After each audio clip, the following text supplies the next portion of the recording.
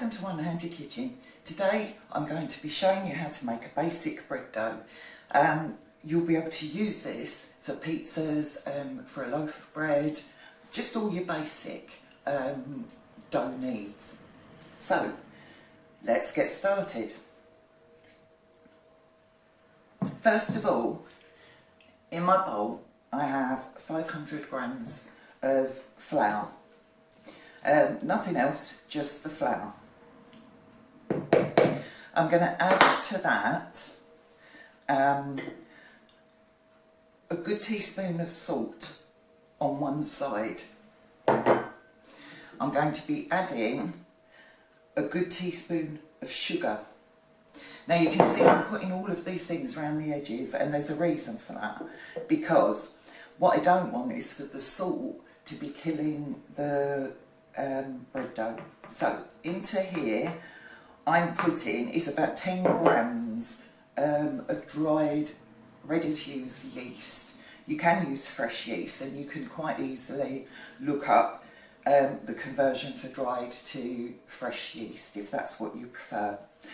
Right, I'm just going to mix this all up now and try and get it a little bit spread through the flour. There you go. Make a well in the centre, and to that I'm going to be adding 320 mils of warm water. Now if you put your finger in the water and you can't really feel it, that's a really good temperature, blood temperature. So we're going to add our water. We're going to reserve just a little bit, because different flours tend to absorb different amounts of flour. So if we start with just shy of the 320 mils, we should be able to see what we need and what we don't need. Okay, now you can see I can quite easily put the rest of that in. There you go. Just put it all in, get them all. Now, using your body for this, you could use this, I quite often make this in my stand mixer, which is quite easy. But what we're trying to do is gather all that flour, yeast, salt, sugar together. Now I'm using a Maurice for this, or a silicone spatula, because as you can see it's doing a really good job of bringing all that flour down to the bottom. There we go. Now it looks quite dry at the minute, so we're now going to get in there with our hand. Oh, try and get as much off as I can without knocking the bowl over. There we go. Now you will need to flour your hand, so I just dip in to this. Let's pull those bits in, because this is dough too. Now just start turning it over and pushing until you've gathered up all of that flour. It can feel a bit sticky initially. Now you use this basic recipe for all sorts of things. I use it for pizza dough, I make it for a loaf of bread. I add to this to make myself currant buns, which is very nice. Okay, so you can see we've picked up all of that. I'm going to pop this to one side. I'm going to flour my board quite liberally.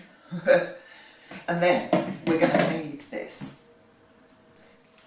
All you need is the gluten. You're working this to get it nice and stretchy. We're going to rest this, obviously. Try not to use too much flour, because we don't want to be adding too much to this. Now you can see this is looking a lot better already. It's looking doughy and stretchy, and this is what we're looking for, just to activate that yeast and get the gluten going. Okay, I'm going to continue to knead. Usually we do this for about 10 minutes. Okay, so I've kneaded this now for 10 minutes and it's, you can see, look, it's looking very good. What I'm going to do, because I don't like washing up that much and we've just used this, is I'm oiling my bowl, just so it doesn't stick too much, more around the edges than anywhere else. Then I'm going to put my dough in, so turn it over, get it oiled. I'm going to cover this and I'm going to leave it in a warm place until it's doubled in size. Okay, well, our dough's rested. As you can see, I'm taking the lid off. Look at this. This is absolutely blown up and lovely. So now what we're going to do is knock this back. So, need to throw my ball, or my pastry oogie thing, my non-stick slip board. Put that to one side and here we go. Look at it, it's collapsing as you touch it.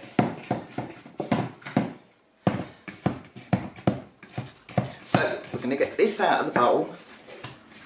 Oh, came out quite clean, to be honest. So I'm quite relieved we oiled that. I'll put the lid over there as well because we're not going to be needing that. Okay, all we have to do now is knock this back and make it, oh look at this. It's beautiful, it's lovely and elastic and stretchy, really good. And there you have it. I've knocked it back. Now, ideally, I need to get 2 pizzas out of this. One for my boys, who will be coming over for a visit later, and one for myself and my husband. So, without much ado, let's crack on. Okay, the first job that I'm going to do before I even roll this out is I'm going to make a tomato sauce base. Now this is really quite simple. All I've done is I've taken the juice out of a small tin, about this size, of tomatoes, and to that I'm going to be adding 2, 3 generous scoops of tomato puree. So that's about 3/4 of a tiny tin. Okay, into that I'm going to be adding, in this little receptacle, I have basil, I have some echalot and plenty of garlic. Now we're going to tip that in.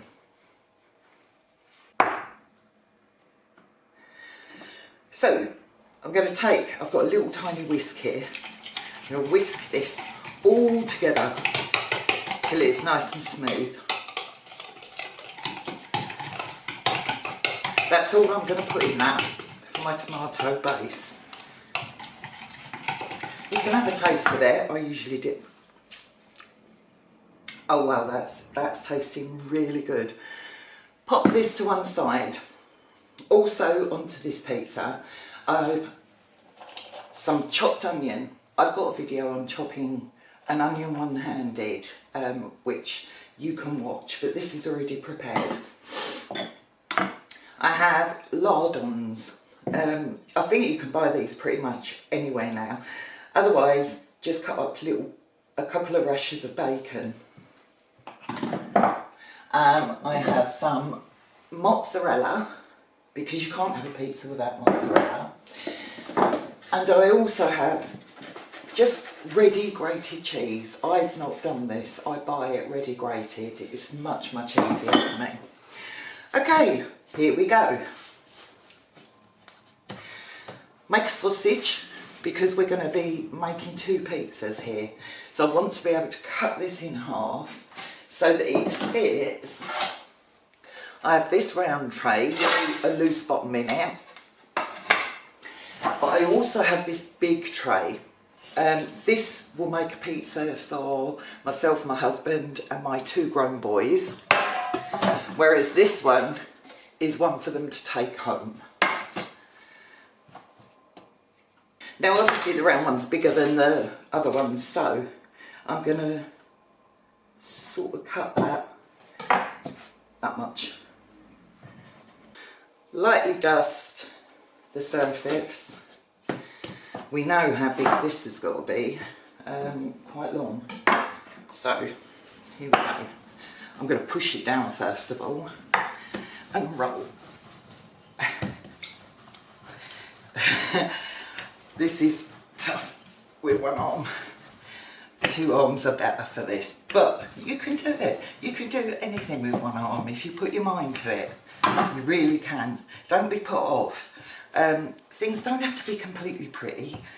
They can be tasty. And what a sense of achievement if you've managed to make your own bit of food, or food for your family. It makes you feel so good, it really does. As near the edge as I can this time. Just across like that. It doesn't matter if it folds because you can just pull it off. Now I'm going to ease this to the corners and then push it down like that. Get rid of this because we don't need that anymore. You can turn this round. Don't be afraid of turning things round and redoing bits. It's not a competition. You're at home doing your baking, enjoying yourself. Right, there we go. This isn't too shabby, is it? There we go. This is going to be one big pizza. But my boys are very hungry all the time. They do like their food. Right, we're good to go now. So I now have my 2 pans ready. We don't need this anymore. Now I have the tomato sauce that I prepared earlier. I've got a Maurice. I like these little scrapers, they're very good. I use them all the time. Now what I'm going to try and do is pour this on. Right, there we go. I'm not going to waste this, so I'm going to scrape it across again. That probably needs a tad, and that does. Oh, still got a tad more. Here we go. I know I've got stuff everywhere. I am one of the most messiest cooks ever, but it is what it is. Right, I'm going to use my spoon just to spread this round all over my pizza. As you can see, that's looking good. So, right, that didn't take long, did it? Just get it, I get it as near the crust as I can because I don't like a mouthful of just crust. Okay, so now we have our 2 pans ready. The next thing I tend to put in is the onion. Now, as said before, I have a video on how to chop an onion, so you can watch that. I've got a special board that I use to do this. If you don't like onion, don't put onion in. The good thing about making a pizza is you can literally clear your fridge of bits and pieces that you know haven't got round to using. Pizzas are only stopped by your own imagination. So this is a good way of using a lot of leftovers. Okay, now the next thing I'm going to put on, probably put that right away. Next thing I'm going to put on is some mozzarella. Just dot it about. It's not a great deal. After all, this is supposed to be an economy type pizza. We're not spending fortunes. You can put what you want on, literally. Some people like pineapple on pizza, other people don't. As you know, it's a big argument. I'm not going to be putting any pineapple on my pizza. I'm not saying it's wrong, but it's not something that I tend to do. The only time I would do it maybe is if I was using seafood in this. Okay, so the next thing we're going to be using, excuse me wiping myself all down my apron. The next thing I'm going to be putting on is cheese. You can use cheddar cheese, whatever your favourite cheese is. This is Emmental, and I love this on pizza. It melts down nicely, but also it has a sort of firmness. The mozzarella underneath will be quite elastic, I suppose is the word. But this gets a nice sort of top to it. It gets a nice colour. Very pretty. Oh, I'll probably put a lot of cheese on there, but I like cheese on my pizza.